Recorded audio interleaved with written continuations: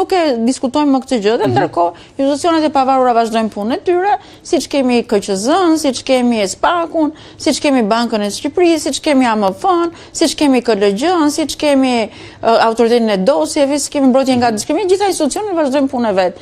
Sikurse vazhdon dhe qeveria. Në kuvend të ka ndodhur kësaj radhe me një rregullore kuvendi që kemi rënë dakord palët, të kemi dhe një komision tjetër, që është Komisioni i Nismave Qytetare, Monitorimit dhe Koordinimit, ku ti kërkesën e llogarisë ke ngritur në një nivel tjetër, përveç se i jep llogari, si të thua qeveria në komisionet profesionale, ka dhe një komision që koordinon bashkërendimin e gjithë tyre agjencive të pavarura, institucioneve të pavarura, autoritetet të pavarura, që të bëhet më mirë puna ekzekutive. Domethënë kemi marrë një hap përpara.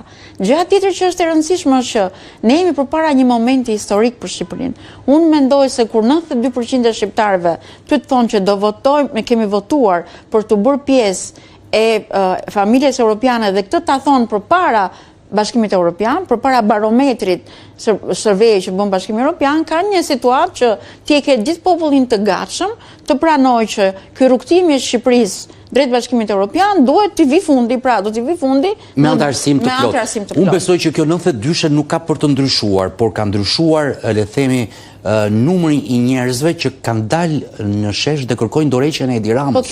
Tek Bashkimi Evropian nuk besoj të ketë lëvizur 92%. Po Bashkimi Evropian lidhet me këtë gjë tjetër, pra nuk mund të vi protesta e rrugës dhe të bëj presion mbi organet e zgjedhura. Nuk mund të japi protesta ultimatum. Është e pamund, nuk mund zgjedhet kjo formë. Ne dorëheqje e pashmangshme dhe nuk ka asnjë lloj arsyetimi tjetër. Tani pse një protestë pas ka të drejtë më shumë se 800.000 veta? Pse ato që janë në shesh kanë më të drejtë më shumë se 800.000 veta? Ku është balanca e pushteteve? Tash nuk e dim se sa janë në shesh. Po në shesh nuk janë 800.000. Po 800.000 nuk janë. Po në shesh nuk janë 800.000. Por është një numër i konsiderueshëm njerëzish që besoj se duhet dëgjuar. Ato duhen dëgjuar, pra sepse ndërkohë protesta edhe vetë për arsyen e jetë gjatësisë që kanë në shesh po percepiton. Ty po të dalin element që kanë bëjnë me mirëqeverisjen, element që janë element dizinformues dhe element që janë element denigrues në lloj mënyre dhe të vetë protestës, që kështu ti duhet të bëhesh gati, do të bësh të gjë.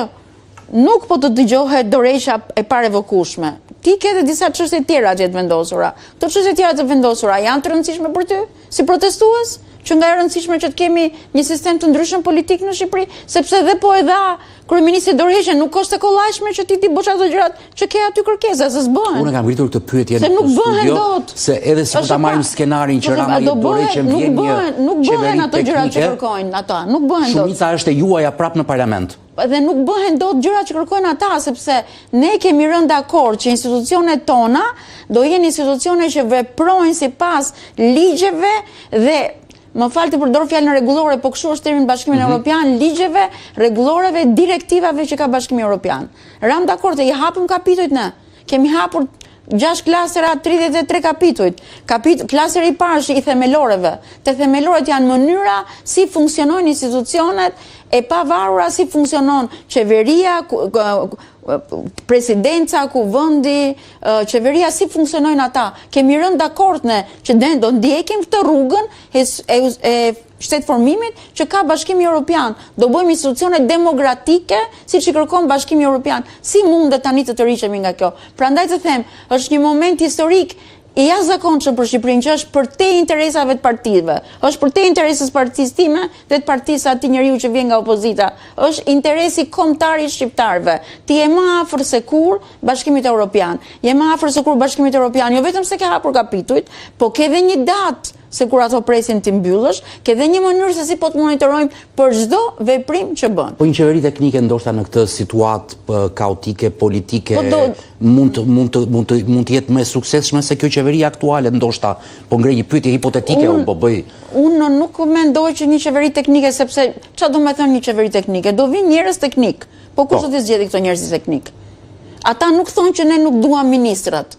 Ata nuk po thonë duam, ata thonë nuk duam kryeministrin dhe kjo nuk rri dot kjo logjik, nuk rri dot kjo logjik përplasjesh, sepse nuk mund të funksionojë kështu. Ne në qeverisje sot kemi plot ministra teknik që janë deputet. Ministri i mjedisit nuk është deputet. Ministri i Po edhe për nga profili, jam dakord me ju, edhe për nga profili që ata kanë patur, ka njerëz që nuk kanë qenë të angazhuar politikisht. Dhe ndërkohë janë të angazhuar për të çuar përpara reformat europiane, për atë janë të angazhuar. Dhe kjo është një gjë që dhe kështu nuk mund të vazhdohet në qoftë se nuk vinë dhe ulen për të bërë diskutime. Unë mendoj që është shumë e rëndësishme që këto protestues tani të vinë dhe të ulen për të bërë një diskutimin, të zgjedhin me këtë do ulen, të zgjedhin të kenë një përfaqësi që do ulen, sepse ato bërë një letër ja çuan KQZ-s, po bërë një letër për sistemin e zgjedhjes në Shqipëri, për kodin e zgjedhjes që kemi neve. Nuk bën një letër për diçka tjetër, kanë vënë kanë bërë një deklaratë. Po janë 5 pika, po janë 5 pikat që unë i kam këtu. Pra, ju po prisni që të kenë ata një përfaqësi dhe të ulen të diskutojnë me përfaqësuesit e qeverisë. Ne po bëjmë bashkë disa skenari hipotetik.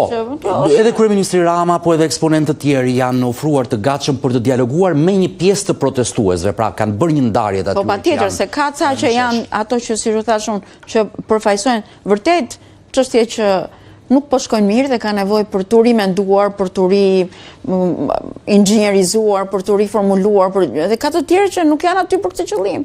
Sepse për Zvërnecin vërtet nisi protesta, po në faqen e webit kryeministrisë e ke të gjithë procedurën e Zvërnecit, të zhvon atje që ka ndodhur. Është bërë publika ajo gjë dhe të thotë që unë në momentin që do kem projektin gati, do të thras në digjes. Po këtu kam përshtypjen është edhe faji i qeverisë edhe kësaj mazhorance që nuk e bëri më herët se për çështje transparence shkuam aty ku shkuam. Do të thënë është edhe faj dhe s'është faj, sepse duhet ta shikosh nga dy këndvështrime. E para që ti bën gati një diskutim kur ke gati një projekt. Dhe nuk ishte gati një projekt. Dhe kjo ishte arsyeja pse nuk ishte bërë transparencë, se nuk ishte gati një projekt. Ishte projekt atëherë pse ishte bërë rrethimi, po hyjmë në diskutim teknik. Sepse ta ka shpjeguar aty pse është bërë rrethimi. Ti ke dy projekte që janë të ndara. Një është Sazani dhe një është Zvërneci.